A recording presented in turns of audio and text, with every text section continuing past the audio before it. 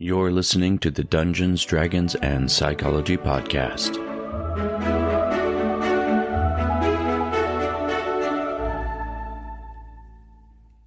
Hello, Cyclothids, and welcome to the Dungeons, Dragons, and Psychology Podcast.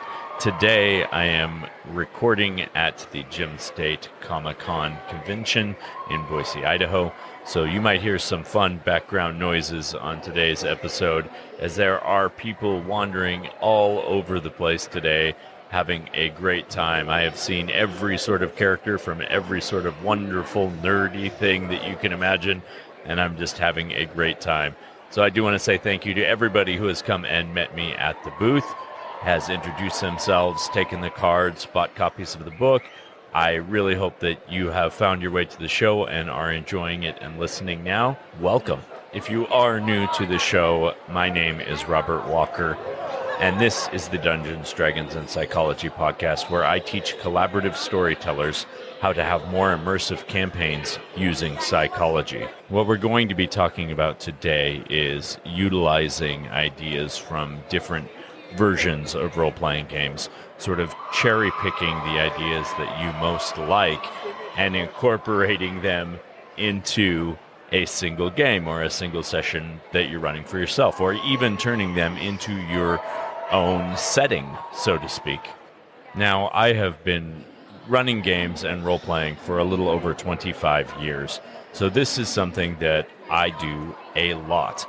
And the main reason is because I've had so much exposure to different settings, to different editions of Dungeons & Dragons and other role-playing games as well, like Pathfinder and Call of Cthulhu. When I had Monty Cook on my show at the beginning of Season 2, he said something that really stuck with me and I think explains my own feelings about the concept really well, which is that once a consumer or a player buys a piece of work that you've created for a setting or a story, and then they go ahead and run in that world, it then becomes theirs. So there's no reason why they can't change it and modify it and morph it into whatever it is that they want it to be that is going to be most useful and most applicable to their game table. Now, I can give you a few examples of the way that we have done this in our own stories, the way that we have used it around our table, because I think the things that we have done have enhanced our overall play style, and we've incorporated things from many different editions and different settings into our typical play style so that it fits our game table. So although our group primarily uses Pathfinder as its standard system now, and typically that is Pathfinder First Edition, we have incorporated items from Pathfinder 2nd Edition, D&D 3.5, D&D 4th Edition, D&D 5th Edition into our house rules that we basically utilize in every single game that we play. One example I'll give you of those is from 4th Edition. We used 4th Edition only for a very short amount of time, several campaigns, and we decided that it really didn't fit our personal play style, but there were a couple things from it that we really, really liked. The first one that we really liked was the way that they did stat increases. They had a greater amount of stat increases happening rather than just the one every 4 levels. You were getting 2 different stat increases every 4 levels to 2 different stats. So that's something we have kept forward in basically every session or every campaign that we've ever run since then, even in a different system. And the second one, and the one that we utilize even more so than the stat method, is we use skill challenges. Skill challenges came out of 4th Edition, and they were an excellent way in order to have your party engage in an activity as a group using the skills on their character sheet as sort of like a skill combat, almost, so to speak. So there are different difficulties of those challenges, and it sets how high the DC is that you have to attain, and how many successes you have to have before a certain number of failures in order for the group to complete the skill challenge. What I really like about this is it changes the whole narrative of, well, if you're trying to sneak into a castle or something, one bad stealth roll from a single member of your party sort of ruins that whole activity. However, if you do it in skill challenge, you don't just incorporate stealth. You're also incorporating things like a character who's really strong being able to hold the portcullis open while everybody else sneaks underneath, or a character who has a really good climb skill, scaling the wall and lowering a rope for everybody else to make their way into the castle. So it's not just roll a stealth check and hopefully everybody in the party succeeds.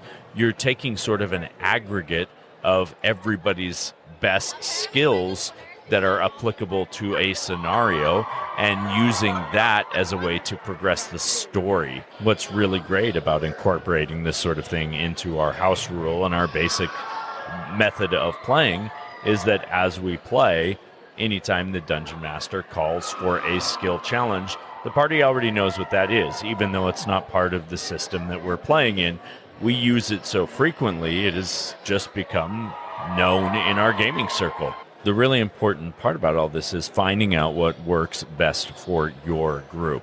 What is going to be the best thing for the people at your table or at your virtual tabletop, and utilizing the pieces from different systems that are going to be most exciting and interesting and enjoyable for the people that you are playing with. Let me give you another example. We started playing in Faerun during 3rd edition.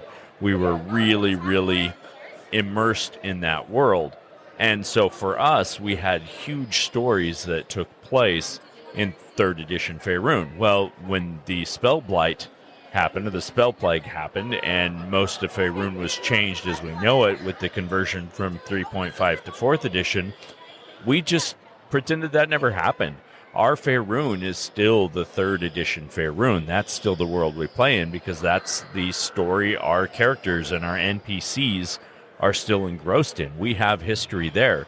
So there's no need to change that for us. We can absolutely stay in something that existed before. So even though we have something from that old that still remains in our games, we're still incorporating new things. When 5th edition came out and we tried that system a few times, we still found that our preference was Pathfinder 1st edition at that point. But after playing 5th edition for a while, what we really loved about that system was the brilliance of the advantage and disadvantage rules. So that's something that we use regularly. Almost every game that we have, we will utilize the advantage and disadvantage system. Don't get me wrong, it doesn't always have to be about game mechanics either. There can be very small portions of a game that you are incorporating in. For example, for us, one of the things that we really loved from 3rd edition was the way that the shape change spell worked, which is very different from the way that shape change works in Pathfinder 1st edition or 2nd edition or D&D 4th edition or 5th edition. So regardless of what system we're running in, we almost exclusively use the ruling for shape change from 3rd edition D&D, just because even though many people think that that spell is one of the most OP spells and they don't want it in their game, especially from 3rd edition, we've still had so many great stories that have been built around that spell to reduce its power and make it less flexible than it used to be. For us is a deterrent because it has provided so much great entertainment and great stories. Let's talk a little bit about how you would go about cherry picking and incorporating these sort of things into your homebrew setting, making it completely your own. First of all, I am not going to advocate that anybody just DM fiats throwing this stuff in there. As you probably know from the title of my book, I think the appropriate time and place to make these sort of decisions is during your session 0. You want to find a commonality, a common ground for your group, and explain the rules that you're hoping to incorporate from a different system. If there are questions about how it's going to make things interact or how things are going to behave in conjunction when you're putting things together like this, because sometimes there are difficulties. We have tried certain scenarios that didn't work system to system, and we've had to eliminate them. But the thing that we always do is we communicate them ahead of time during our session 0 or before the game even gets started.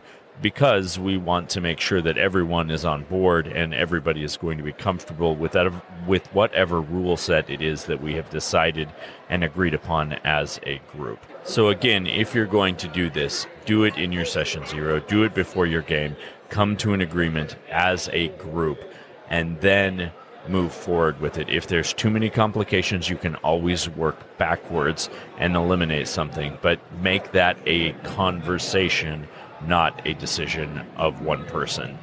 Let's go ahead and talk through how you can go about putting this all together now and including ideas and concepts from different campaigns or different settings into your campaign or world.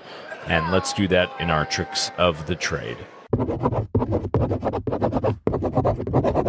So like I mentioned before, probably the first and most important aspect of doing this is that you need to communicate with the other people who are going to be at your table. You can't just make this decision or this ruling on your own.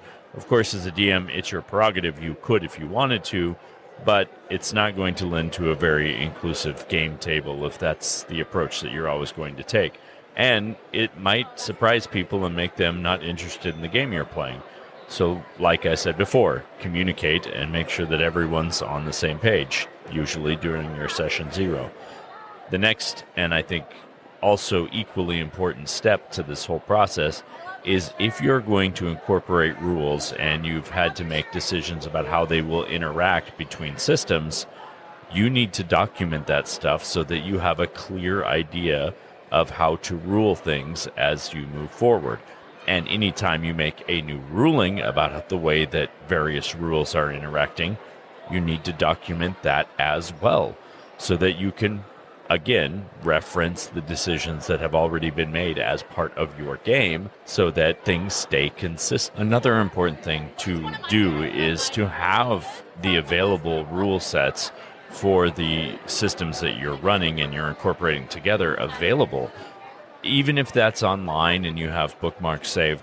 But whatever rules you're using from systems, keep a detailed description of each of those rules somewhere at hand so that you can reference them in their totality if you need to improvise what way they interact, or if you need further information about how they would function in your world.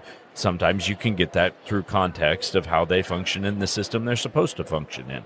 That is all for today, Cyclothids. I just want to remind you that through the end of today, 4 p.m., I will be at the Gym State Comic-Con in Boise, Idaho. If you want to swing by and buy a copy of my book or meet me in person, I also have a couple of limited edition mugs available.